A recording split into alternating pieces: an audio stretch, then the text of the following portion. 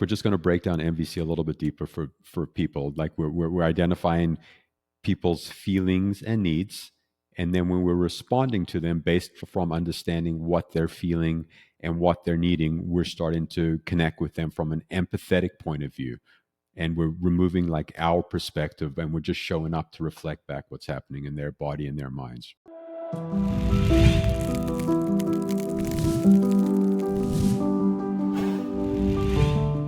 Hi, my name's Lawrence Strauss, and welcome to the Family Disappeared podcast. Have you heard your child or grandchild say, I hate you, don't call me anymore, I never want to see you again? Have you heard your parents say, I don't want you in my life? Have you experienced rage, anger, frustration, loss, loneliness, craving? Then this show is for you. This show is going to be talking about NVC, which is nonviolent communication. And in those hardest of situations, in those I hate you and I don't want to ever see you again situations, NVC is going to give you an opportunity to transform those relationships. And it's not a guarantee, but it is a framework that is going to save your life and save so many relationships. So stick with us. We're going to get into the show. And if you're new to the show, please remember to like, share, subscribe. You can get hold of me anytime at familydisappeared@gmail.com with any suggestions, topics, or anything else you'd like to discuss. Okay, that's enough out of me. Let's jump into the show. I was doing a 2-year Buddhist chaplaincy program at Chapaya in New Mexico. And I was in the throes of parental alienation in the early days, or estrangement, erasure, whatever you want to call it. And I was in a lot of physical pain and I was scared of death. So I actually signed up for this 2-year Buddhist chaplaincy program to make friends with death because I really thought that I was going to die. And a lot of my manifestations were physical and emotional. And I land up in this place, and we had this wonderful trainer come in, and he mentioned NVC in his talk. And he mentioned it a second time, and he said it was a framework for communication. It was based on empathy. And for me back then, I was so desperate. As soon as I heard something twice, I just showed up. So I left the retreat. I went home, typed up my computer, and I found an intensive, an IIT, an international intensive training for NVC. I didn't read a book. I read the description, and I just showed up. And I consider myself really bright and articulate, and I can navigate most any situations. And I show up at this place, and it changed my life. I started to understand all these conversations that I was having with everyone, not just with my kids and my grandkids. Well, I didn't have grandkids at that time, but not just with my kids, not just with my parents, not just with my siblings, but every person in the world. I understood how I was bringing an antiquated and outdated way of communicating to every conversation. People would get frustrated with me and I'd be reactive, and I'd get frustrated with me. They'd get angry. I would get angry. They'd be sad. I'd try to fix them. And NVC gave me a framework of just meeting them where they were, of getting my stuff out of the way and meeting them where they are. So, this podcast today is fantastic. We have Mary Mackenzie, who's a superstar ninja in the NVC world. She's a trainer. And man, I think you're going to love the show. Let's jump right in. Wow, Mary, I'm so excited to see your face. It's been several years. And Mary and I met at an IIT, which is an International Intensive Training for NVC, which is Nonviolent Communication. And it was life-changing. So we've asked Mary to come on and share some of her wisdom and strength with us and talk a little bit about NVC. So Mary, would you like to please go ahead and introduce yourself to the community? I'd be happy to. Thank you, Lawrence. It's wonderful to see you again, too. Yeah, so I'm a certified trainer of a process known as nonviolent communication. And I was certified in 2003. So I've been around the block a little bit, and am happy to be here to talk to you. That's awesome, Mary. And for our listeners out there, we've spoken about MVC, and it's an empathetic form of communication. We've spoken about it in briefly and in a little bit of detail, but never really a deep dive. So could you let everyone know what would your definition of MVC, and what would be your blurb, your elevator pitch on what MVC is? Yeah, well, some people think of NVC as a communication model, but actually it's much more than that. It is in a sense a communication model. It's a way of speaking to people, to each other, and even to ourselves, communicating with ourselves. But actually, the thing that makes it life-changing is it's two parts. It's first of all tools for how to communicate with people, and then also a philosophy behind it for why these things matter. And it was essentially started by Marshall Rosenberg, who's our founder, many years ago. And he's a Jewish man, and he incurred a lot of abuse in his life. And he was doing a study one time trying to figure out why is it that some people can be so compassionate to others and others don't have that. And he himself was quite angry, so he didn't feel much compassion anywhere, and he was curious about that. So he started studying Holocaust victims who came out of the Holocaust with compassion for the Nazis, and it just blew his mind. And so he started studying why. What is it that happens in some people that causes them to have compassion even when somebody shows up in a way that's deeply offensive to them? And so this is a process of being and a process of speaking to people that tries to limit the distance between us, or the part of us that thinks of somebody else as other or not as good or better than, is essentially what it is. Okay. And like, yeah, a lot of people say that it's a communication framework. And for me, it feels very much like a lifestyle, like a lifestyle. I'm not just dipping my toe in. I'm living this. I'm talking to people, whether I'm at the grocery store or it's a family member that there's acrimony between them. Like, I'm carrying this with me everywhere I go in order to connect with people. And I'm presuming that's how it manifests in your life as well, correct? Absolutely. It's a thing to take everywhere. Absolutely. Even in my dreams. I mean, I dream. I mean, I'm having conversations with people in a NVC way in my dreams. Absolutely. It's everywhere. That's cool. Like the whole dream NVC, I haven't heard that before, but I guess as you practice this and it becomes more and more embodied, then it's brought into every aspect of our life. And I love that you're dreaming in NVC, Mary. That's like a ninja classification. Thanks. So then again, if we're just going to break down MVC a little bit deeper for people, like we're identifying people's feelings and needs.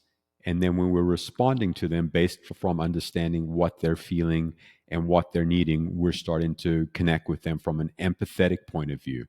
And we're removing like our perspective and we're just showing up to reflect back what's happening in their body and their minds. Right? Yeah, it's kind of like in most of our relationships, if somebody said something that was offensive to you or painful, it kind of comes at us and we're going to start arguing about what the person's saying or the way they're manifesting it.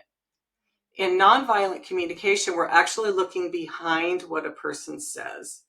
So what I mean is somebody's saying something that's offensive and there's a reason behind it. We're trying to figure out what is that reason. We're trying to understand what causes someone to express anger, what causes someone to do something that we find so offensive.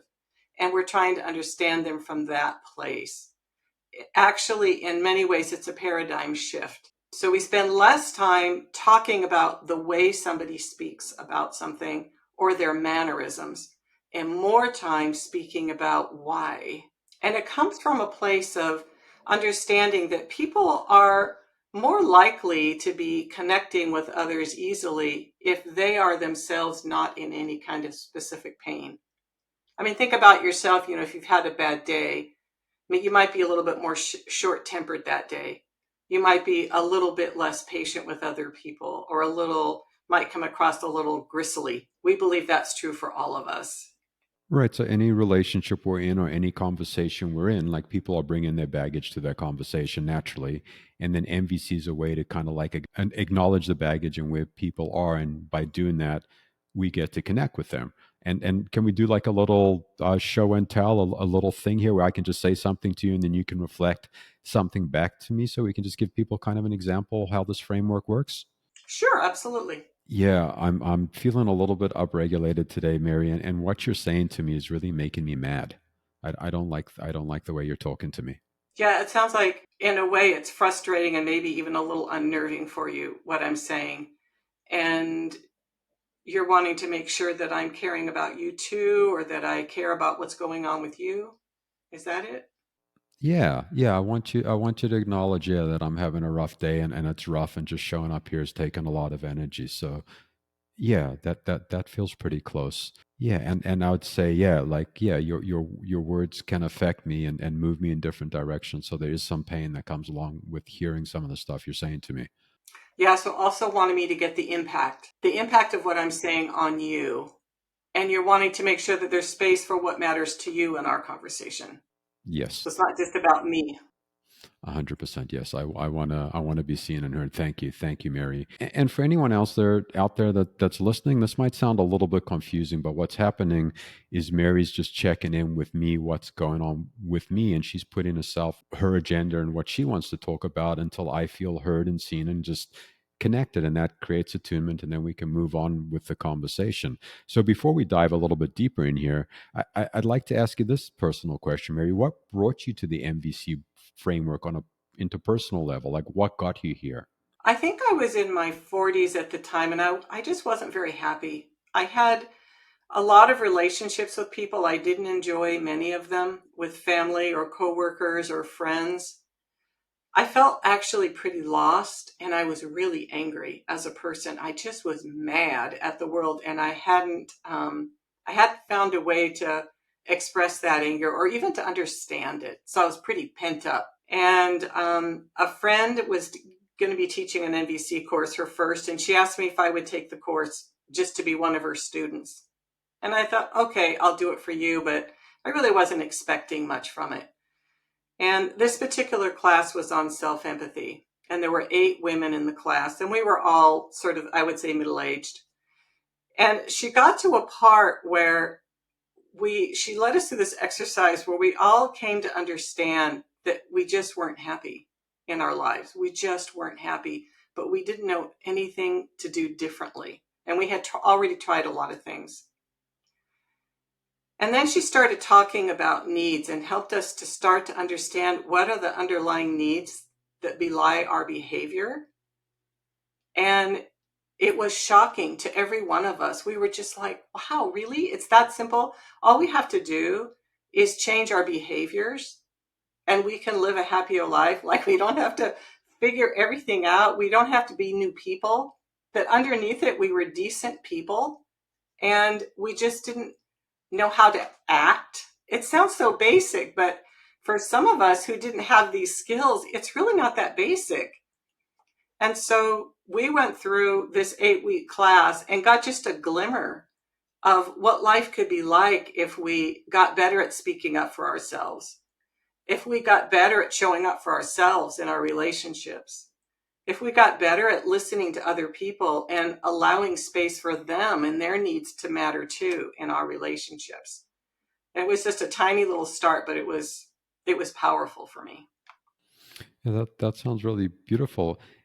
And I'm guessing before you came in, you didn't necessarily think that you had a huge communication challenge. You thought that you were navigating the world pretty well, and the framework from your family of origin, I presume, seemed like a common framework to communicate with people. And then once you started working with the MVC framework, you had like an aha moment where, oh wow, how I was talking to my parents or my siblings or something like that wasn't necessarily communication. Did you have that kind of like aha on the family systems kind of level? In fact, I had a master's degree at that time, Lawrence. I was quite articulate and I was quite well loved in my family. So all of what you say is true. I mean, I thought I was pretty smart. I thought I was pretty good, actually, but I didn't have basic skills for navigating conflict in a relationship. Well, I mean, I could yell at you, but what I mean by manage is have you want to stay in relationship with me? Like, how can you be mad? How can I be mad? And we can still care for each other and work it out so we can stay in relationship. I didn't know how to do that. I knew how to cut tail. I also knew how to yell. Those were my two. Those are my two great skills. And I was articulate, so I could overpower some people. Hmm. Thank you for that. And I relate to you because I'm articulate and I definitely have an intensity that comes with me. And I felt like I knew a lot before I came to NVC. And then there was a paradigm shift coming in here and seeing, oh, I was trying to fix people and change people and placate people and do all these different things. I wasn't necessarily communicating. And why this is so important and why I'm bringing this to the community of alienated parents, alienated children, estranged family members is this communication is a key and vital role to stay in connection, and when we have the chance of healing, to have that healing stick and not just keep falling apart. Because a lot of time it's this underlying, I'm going to yell at you, I'm going to tell you what to do, I'm going to fix you communication that tends to rip the family apart. And when you were saying what brought you here, you said just navigating conflicts in the life, and you also mentioned family in there. And what did it look like navigating challenging situations with family after you started NVC? Because I heard you say before NVC it was yelling, cutting tail, not necessarily coping in the best possible way. But what did it look like with those same conflicts after, in the beginning days, after this like 8-week course or something like that? Yeah, well, it took me a while to find my voice. Let's put it that way. So at first, I honestly think people didn't necessarily trust me. I wasn't a big yeller in my family. I was more like in the family, I was the one that was pent up and wouldn't say a lot, or would talk about people behind their back. That was more my habit then. So stopping that pattern of talking about people was challenging. I mean, I had to actually say to some people, I'm just not gonna do that anymore. So that was a piece. And I think in the beginning I sounded kind of rote. I think it was scary, actually quite scary, to start speaking up for myself at all. I remember the first time I got mad at my dad, like out loud, got mad at him. We were all shocked to no get out that I that I said anything. But it was actually really satisfying because he listened to me and he changed his mind based on what I said. And it was an enormous victory. And I wasn't yelling at him, but my voice was raised and I was being pretty firm about, I was scared about a decision he was making. And so I was pretty firm about my fear about that and wanting him to change that. Years later, my parents I think they were both in their 80s when I came in. So they were quite old. But one year, as a sidebar, a funny little thing to say, my mother, I have 6 older brothers and sisters. And one year my mother went to a bookstore and she found this book she thought would be so great for us. And she got all of us the book, and it was Marshall's NVC Language of Life book, Marshall Rosenberg's book. And I just thought that was hilarious. And she was telling me all about it because she thought it would fit with that compassionate thing you do, is what she would call it. She called it that compassionate thing you do. But the thing is, Lawrence, that eventually what I got was a really sweet and tender relationship with my parents before they died, both of them. And I got about 10 years of that. Prior to that, I thought after doing lots of work in a lot of other ways, I thought the best I could hope for was that I could not enjoy spending time with my mom and not feel guilty about it. So for me, this took a lot of work because it meant I wasn't blaming me and I wasn't blaming her. I was just living in acceptance that, yes, it matters to me to have a relationship with her, and I'm not going to enjoy it.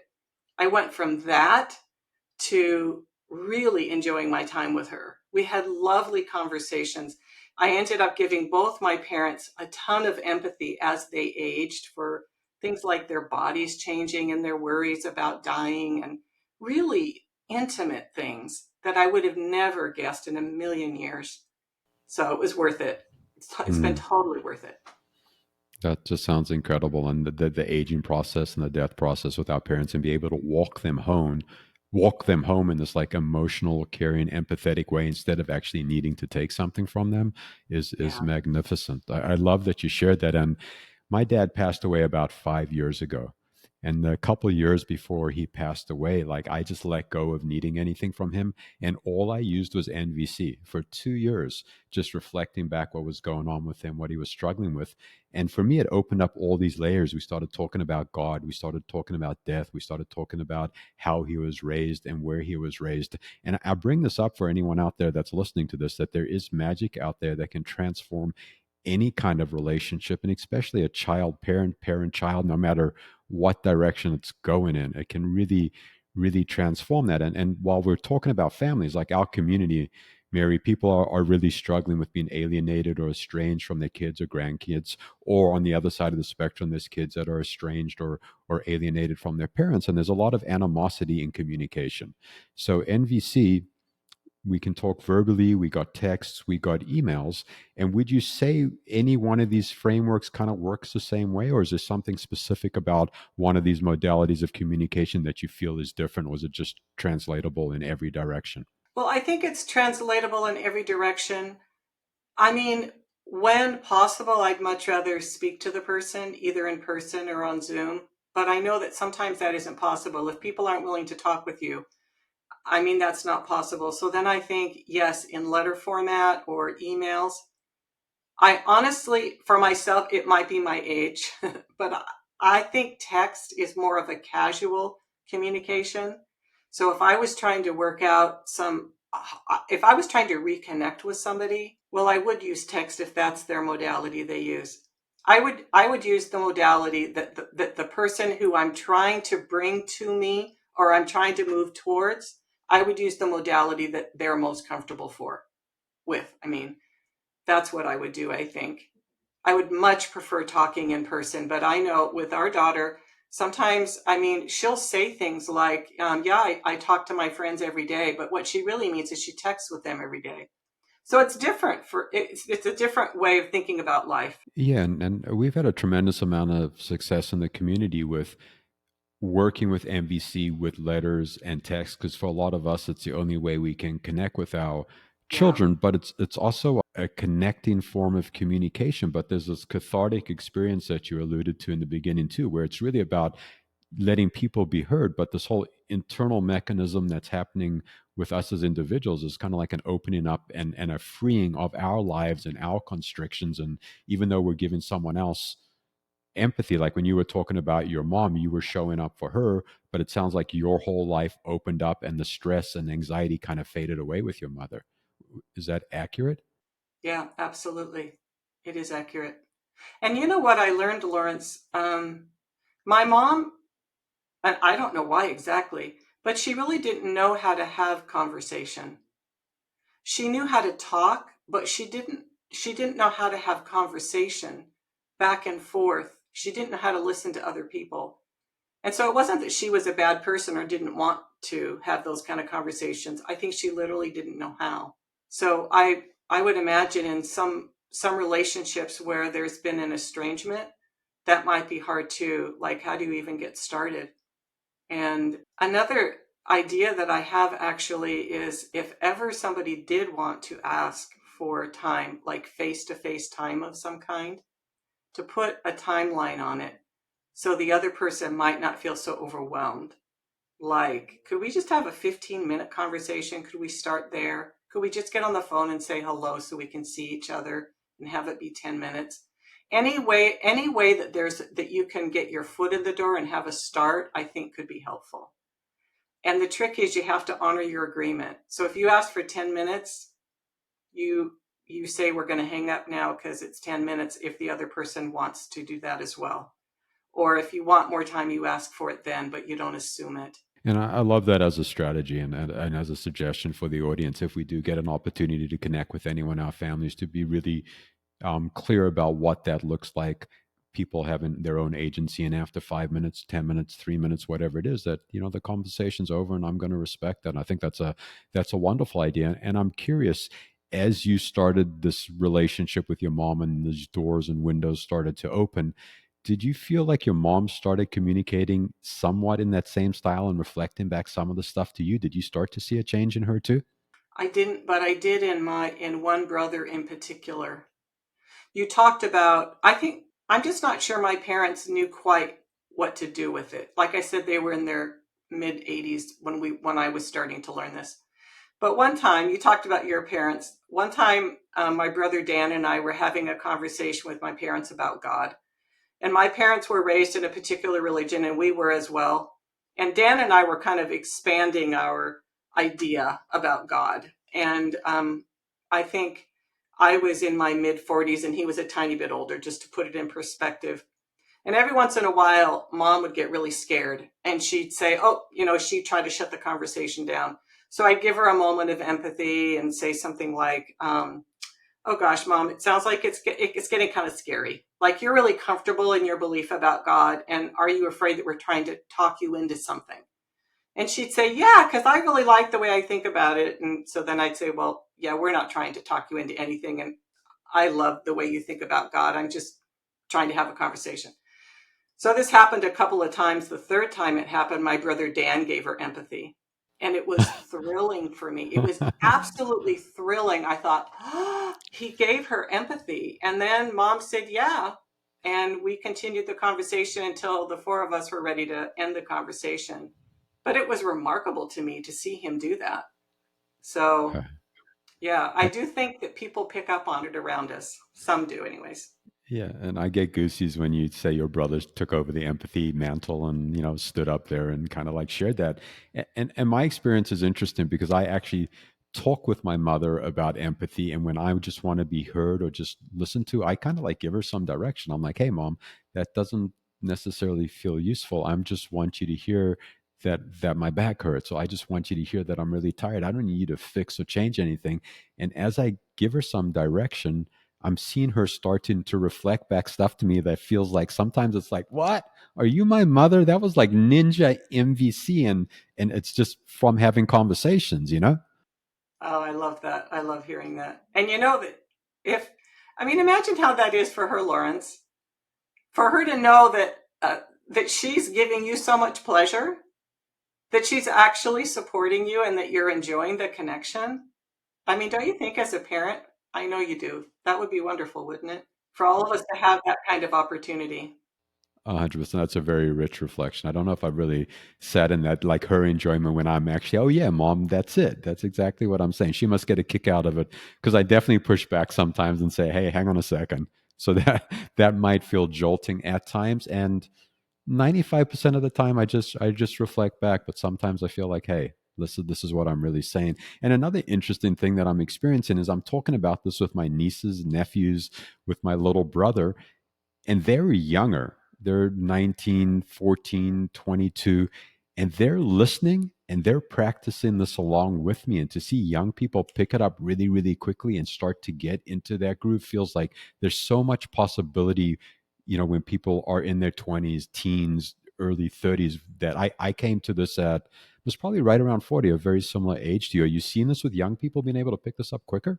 Oh, I think way quicker. And I think even younger still. I think with young children, like 5, I've seen parents just exasperated, not knowing how to make something work. And they'll ask the kid, I don't know what else to do. What do you recommend? And the kids lots of times have a better idea about what could happen that would support everybody's needs. I think they're more creative. They're more curious. They're not so scared of the things that we're afraid of, like paying bills and getting everything done and getting to work and all the things that we worry about as parents. They don't have that. Yeah, no, that's interesting that you talk about the creativity of young people. I was interviewing a gentleman that's a previously alienated child out of Turkey, and we were talking about English as his second language, and he's so much more honest in his communication than I am because I can hide out in my words. And he called it a lack of creativity because I know the language so well. I'm actually put myself in a box versus having English as a second language. He has creativity and could move around because he's not stuck in all these different constructs and ideas. And it seems like younger kids' minds might work a similar way. That's really interesting. I've noticed that with humor too. It's harder to have humor if you just know a little bit of the language. It's hard to have nuance. I guess that's what he's saying. It's hard to have nuance. It's harder for him to have nuance, so he has to be straighter, more direct. I don't think it lands that way. Like his nuances are like so intense and like lightning bolts because he can't hide behind the language. He comes up with these analogies and just the way that he communicates. It's just like I'm like, whoa! Like I'm not having that conversation with people where English is their first language, and you see all the energy in the conversation kind of like spurting up in the air. It's really curious and it's really neat. But just sticking with this topic of because so many people in the community are struggling with their kids and grandkids, and just this idea of communication and how we can reprogram the way that we communicate, and it can have an effect on different family members. Like I'm working with different people where they're sending these emails and these replies that are hard to read sometimes because they're trying to tell people what to do. They're trying to fix people again and stuff like that. And once they start just giving empathy and just meeting their kids and their grandkids where they are, they're creating so much less harm. So again, just to play along with the community, to give them a couple different ideas. Like, say I'm getting a text from my 16-year-old daughter, and our relationship's acrimonious, and I'm asking her if she's going to see me this weekend. She's like, "Hey, no, Dad, I'm not going to see you. You know what? I don't have any time. I don't really like you right now." Like, how would you respond in a short text to something like that? Wow. Wow. I just had a conversation with one of my old guests on the show, and he went, "Wow," like he was doing the wow that I do. And that what a great first half of the show, and really love what Mary has to say. And nonviolent communication is a game changer in connecting with anyone in our lives, and for me, especially with my children, with my parents, with my siblings. It's changed every relationship, and it's not easy, and it's not quick, and it's not a quick fix. And the community support and getting empathy from other people that are using the same way to communicate is life changing. If you're feeling dysregulated, angry, desperate, don't know what to do, this is an intervention that's based on self agency, and it's something you can practice at home and with friends and with groups. So there's a really low threshold to practice it, and I highly encourage everyone, check out the links, get involved. We're going to start our foundational trainings up again in NVC, and then we're going to have running classes to learn and practice groups. So be part of the community. And again, just to remind you, we're a 501c3 nonprofit. These foundational trainings, this podcast, everything we're doing, unfortunately, costs money, and we need you to help participate in letting us continue to bring this stuff to you, in letting us continue to launch the foundational trainings and keeping them going year round.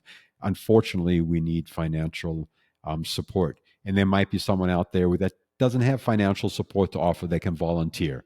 And there might be someone out there that can offer $5, $10, or $20 a month. And there might be other people out there that have resources of $500, $100, $1,000 a month. Anything, would be greatly appreciated. And we'd love to continue bringing this content to you. And please like, share, subscribe, let people know what we're doing. Share it on your social media if that feels safe and useful. And in case someone hasn't told you yet today, I love you. You know what I mean? Like, this is a tough gig that we're going through, and it's good to have other people out there. You acknowledge your pain and your struggle, and also acknowledge that there's some beauty and love and loving to life too. And just being able to say I love you to someone else, even to a camera, and to my audience out there and our audience out there, is just such a pleasure and a privilege. So thank you for coming along for the journey, and we will see you in the neighborhood.